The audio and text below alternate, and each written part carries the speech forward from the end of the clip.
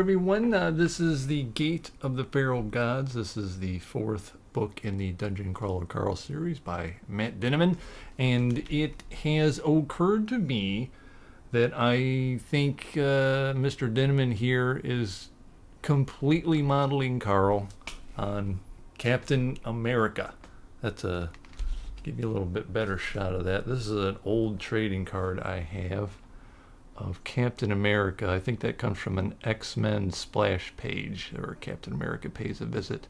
I hope you appreciate this particular trading card. I just thought when I pulled it out, because it was too reflective with this on it, this has not been out of its protecting casing in 3 decades, as I'm aging myself here. 3 decades that was in protective custody, so I brought it out just for you. But that's Carl right there. That's friggin' Carl. And there's all kinds of not clues, just outright observations. This guy, when he talks, people do what he says, and it's pretty instant. Even their kind of boss guy, this Mordecai, who gets angry with Carl sometimes, who tells him, you need to do this and you need to do that. When push comes to shove, when the situation is happening, Carl speaks up and he starts issuing orders, but not out of, I'm the lead guy here and you better just do what I say. He's just got an actual leadership quality. I served in the military. There are people who outranked me left and right, who had no leadership ability whatsoever. They just barked. So Carl does not bark. He does not bark. He is a leader. Everyone does what he says. Even when they chat with their connection with other groups, and they're like, here's our situation, here's what we're doing, what are you doing? Carl will say, you may need to do this, you need to do that, here's what we got going on, this is the plan. And they listen. Carl is the man. This is Captain America right there. He has, I'll throw in a little bit of Iron Man too, because boy, the way he figures out the game and breaks it. He's a rule breaker. And the powers that be are getting a little annoyed with it. So he's got a lot of smarts. The game is set up that, another thing too. So Carl has his own personal sponsor. Someone sponsoring him, a pacifist group.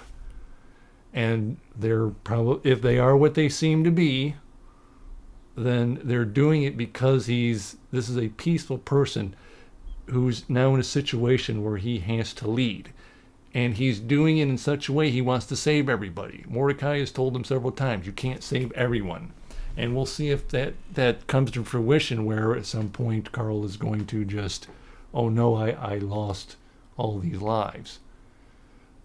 Even Donut will tell him, you have trouble killing NPCs, you're a little squeamish about it. Well, he does kill NPCs, but if he can avoid it, he will. He's trying to save everybody. He wants the NPCs to realize they're in a game because they are sentient beings and they're just being used as tools for the game. He wants to save them too. He wants to make sure all the crawlers get out. The count is under 100,000 surviving people from the planet Earth. And so that's Carl. There's some, his saying, I forgot I saved this to point it out. So there's something he says every single book. You will not break me. Screw you all. I will break you. I will break, does he say everyone? I will break you all. That is his big one-liner. And it reminded me of something, again, Captain America has said in a comic book. And this comes from Amazing Spider-Man number 537. Where he says to Spider-Man, a little inspiration for Spider-Man, it doesn't matter what the press says, it doesn't matter what the politicians or the mob say, it doesn't matter if the whole country decides that something wrong is something right. This nation was founded on one principle above all else, the requirement that we stand up for what we believe no matter the odds or the consequences.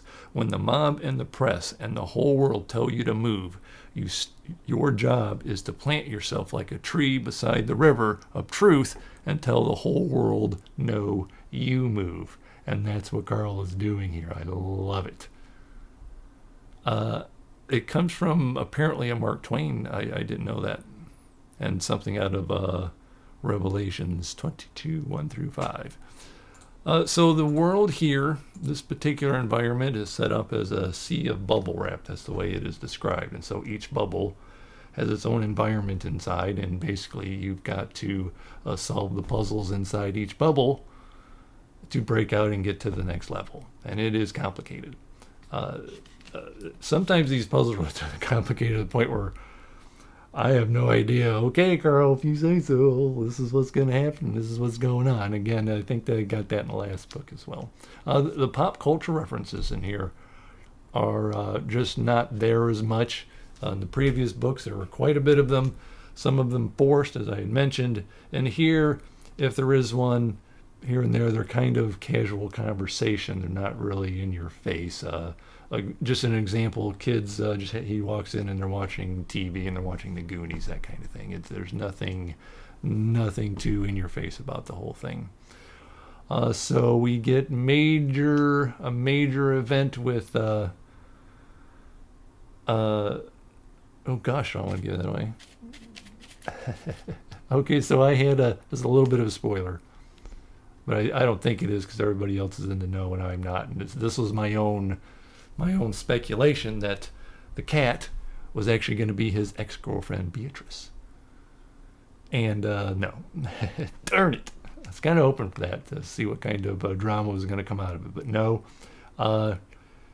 Minor reveal here, and it's something I speculated, and this one wound up being true. One of the characters confronting Carl says the people aren't actually dead; they're stored away to be used as tools if they decide they want to use them against the players, against the crawlers. And that's just, that's horrible. And so Beatrice, I assume at one point is going to be one of those stick around for the epilogue to get that whole thing. So I don't know how much else I want to...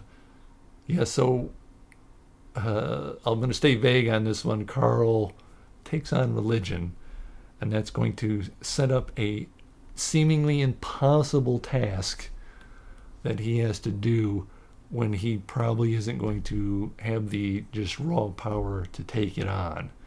There are gods summoned in this, whereas Carl and gang, they're all hovering around levels 40 and so forth. The gods are like level 200 plus, and they're just massive.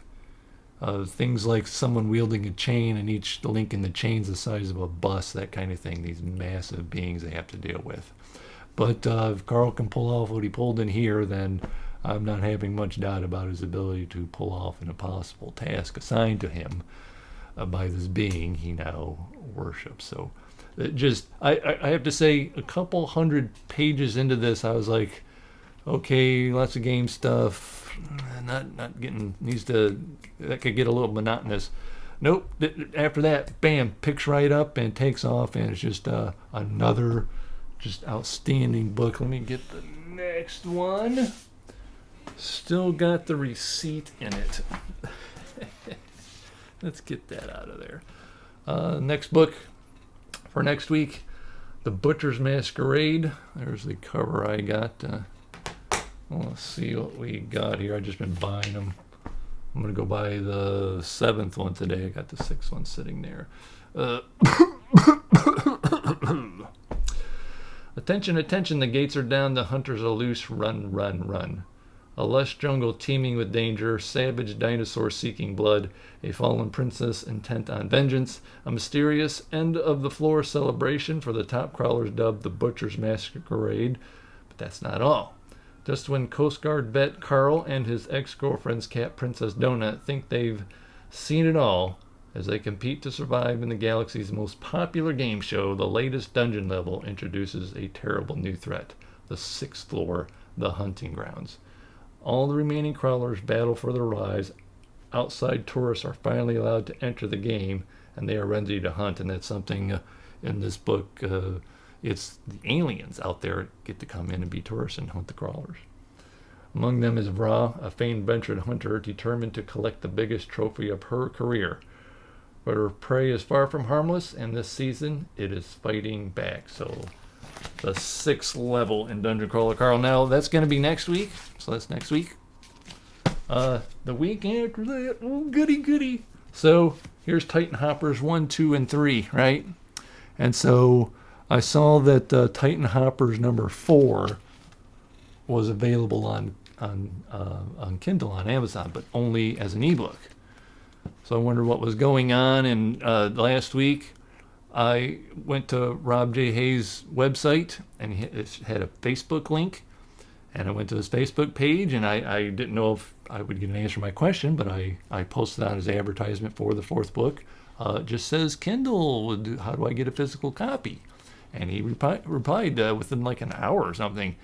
And he said that was just because he wasn't allowed to do pre-orders.